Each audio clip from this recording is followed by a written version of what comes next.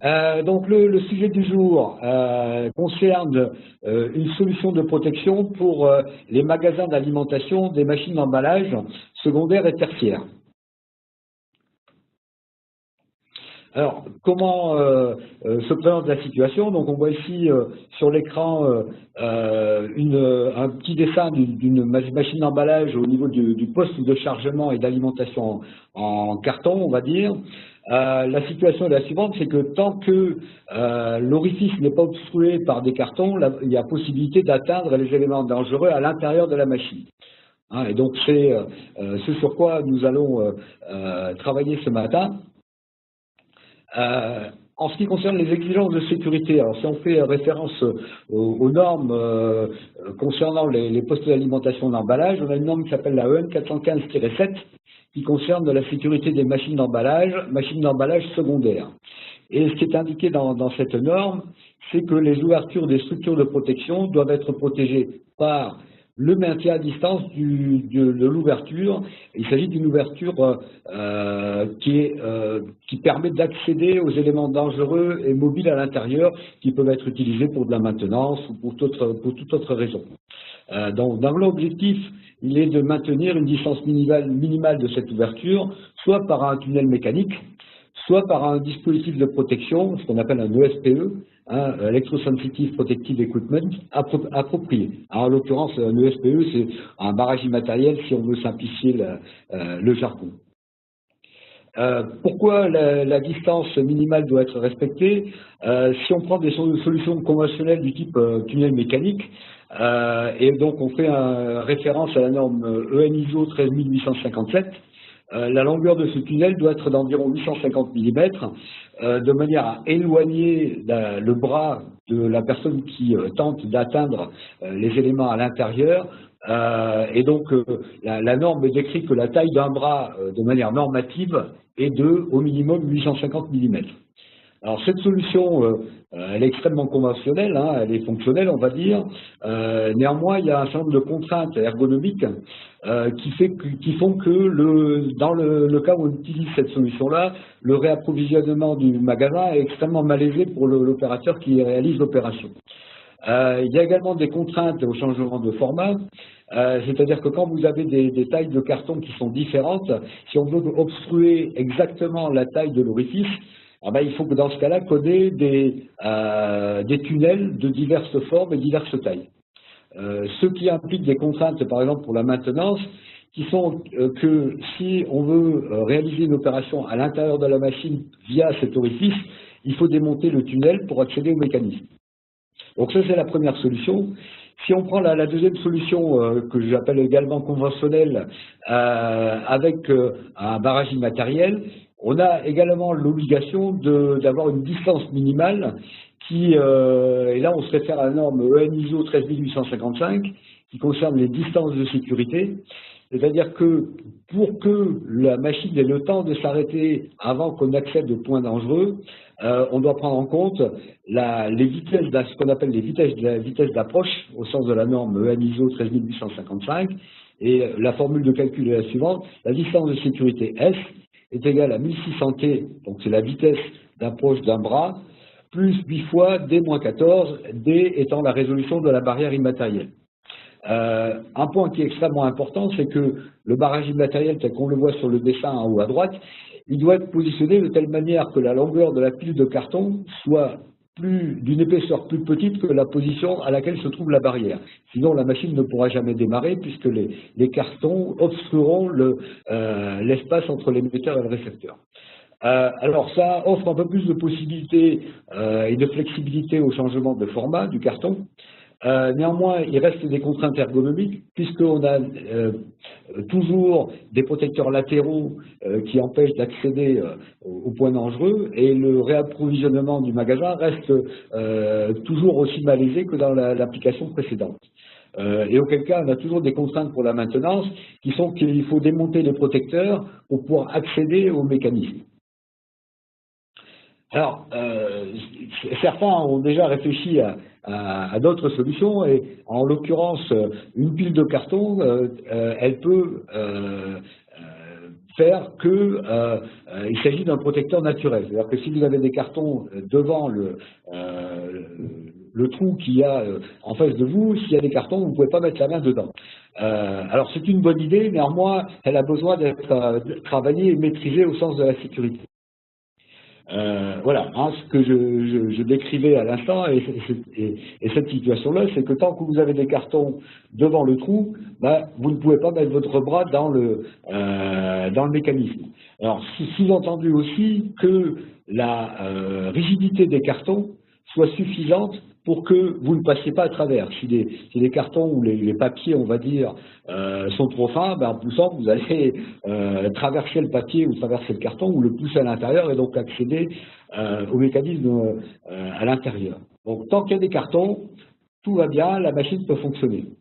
Néanmoins, à partir du moment où la machine a travaillé et auquel cas, à partir du moment où l'orifice redevient vide, on a encore une fois la possibilité d'accéder au mouvement dangereux et auquel cas la machine doit s'arrêter.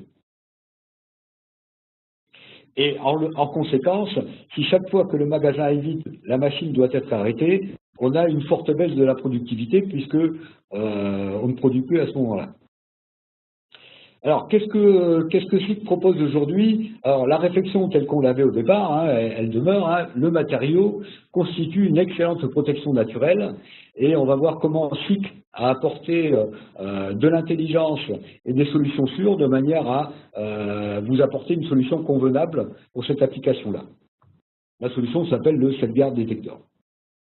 Donc, comment ça fonctionne? On a ici une pile de carton qui est devant l'orifice, donc auquel cas la machine fonctionne tout à fait convenablement. On a disposé à gauche et à droite deux détecteurs qui permettent de détecter, OK, il y a suffisamment de carton pour autoriser la machine à fonctionner. Hein, les deux capteurs sont disposés à gauche et à droite et ils sont positionnés légèrement inclinés pour éviter que si par exemple vous aviez un espace entre deux cartons, le faisceau passe à travers. Hein, et on met deux capteurs pour permettre d'avoir une redondance de signal. L'ensemble des signaux sont ensuite traités sur une électronique dont on verra les fonctionnalités par ailleurs. Ici, on a le magasin qui est insuffisamment plein. À noter qu'il y a toujours des cartons devant l'orifice, donc on n'est plus en situation dangereuse, ou on n'est pas en situation dangereuse. Les capteurs détectent une insuffisance de matière qui fait office de protection. Hein, et dans quel cas, les capteurs sont en position off, hein, signal à 0. Et le fonctionnement de la machine est donc le suivant. On doit à ce moment-là réapprovisionner le magasin. Une fois que le magasin est réapprovisionné et que les capteurs ont repris leur position active, on va faire un reset et un restart de manière à refaire démarrer la machine. Et la machine redémarre donc. Alors, comment est conçu le système, ce qu'on appelle le système relatif à la sécurité? On a les deux capteurs dont je viens de parler. Hein, ce sont des capteurs à multipulses. On verra comment ils fonctionnent un peu plus tard. Ces deux capteurs sont reliés à une logique, hein, un dispositif de sécurité, hein, une logique de sécurité, et ils commandent ensuite les actionneurs de la machine. Alors, comment fonctionnent ces deux capteurs multipulses dont je parlais à l'instant? Tant que aucun objet est détecté devant, les capteurs sont à 0 et à une fréquence nulle. Les capteurs sont des multipulses parce que lorsqu'ils sont en phase de détection d'un objet, ils génèrent un signal de sortie qui est pulsé soit à 2, soit à 10 Hz. Alors 2 ou 10 Hz, ça a une influence sur le temps de réponse. De préférence, on recommande d'utiliser des capteurs à une fréquence de 10 Hz de manière à avoir des temps de réponse beaucoup plus courts que ceux qu'on a avec une fréquence de 2 Hz. Alors ces capteurs ont en outre aussi des propriétés optiques bien particulières, c'est-à-dire que leur distance de détection est comprise entre 30 mm et 100 mm. Donc ils sont à suppression d'avant-plan et d'arrière-plan. Et donc la zone de détection est une zone fixe comprise entre 30 et 100 mm. L'intérêt, c'est que ça évite tout ce qui est neutralisation. Par exemple, quelqu'un qui souhaiterait mettre un bout de scotch, par exemple, pour neutraliser le capteur, on le détecterait automatiquement puisque le capteur ne fonctionne qu'entre 30 et 100 mm. Et donc, dès qu'on est en détection, on génère un signal pulsé. De la même manière, on a une suppression d'arrière-plan pour éviter toute perturbation par d'autres objets que le carton, puisque c'est uniquement le carton qu'on veut détecter. Alors, dans la logique de sécurité qui est à base du dispositif de commande et qui s'appelle le FlexiSoft, qui est un système de commande de sécurité, on a une fonction de sécurité qui est, elle, certifiée. C'est un bloc de fonctions qui fonctionne de cette manière. Alors qu'on a des entrées pour les capteurs 1 et 2, et on a un bloc de fonctions de contrôle de fréquence. Donc on vérifie que la machine ne peut être opérationnelle, fonctionnelle, que lorsque on a présence d'une fréquence sur les deux entrées. On a ensuite un autre bloc de fonctions qui permet de faire une évaluation en double canal. Ça aussi, c'est extrêmement important. C'est-à-dire que si un des capteurs est défaillant, on le saura tout de suite, puisqu'on doit avoir sur les deux entrées, 1 et 2, une fréquence similaire et identique dans une période de temps donnée.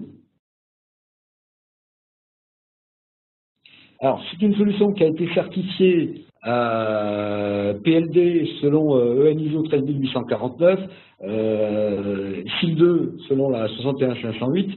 C'est une solution qui est conforme à l'EN 415-7, c'est-à-dire qu'elle répond aux exigences essentielles de sécurité et de santé en référence de cette norme et en référence de la directive machine, bien entendu.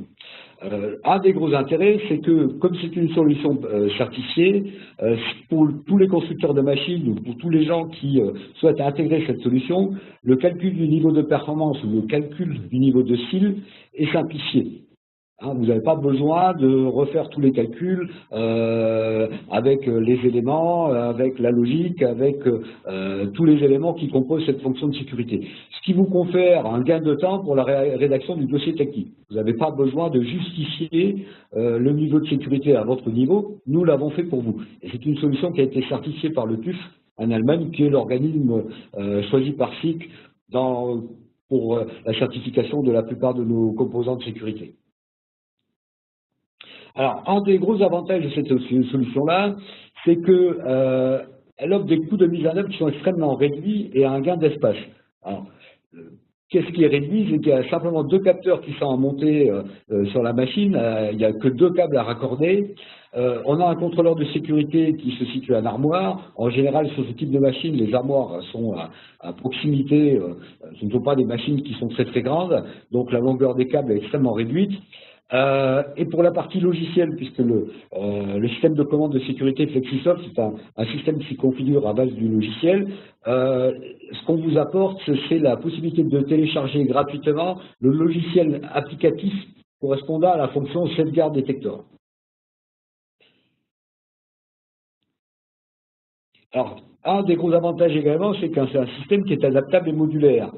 À savoir qu'il est adaptable à tous les formats et tous les types de cartons, que ce soit du carton traditionnel, ça peut être de la matière plastique, ça pourrait même être dans certains cas sur d'autres types de machines que les machines d'emballage classiques, ça pourrait être des feuillards métalliques. Et donc l'avantage de ce système, c'est que pour le changement de format, c'est extrêmement rapide. Il suffit lorsque ça a été conçu de cette manière-là, de déplacer les capteurs de manière à ce qu'ils soient en capacité de détecter les objets, enfin les cartons qu'on met face à eux. Et en l'occurrence, c'est un système qui permet un remplacement facile des solutions mécaniques.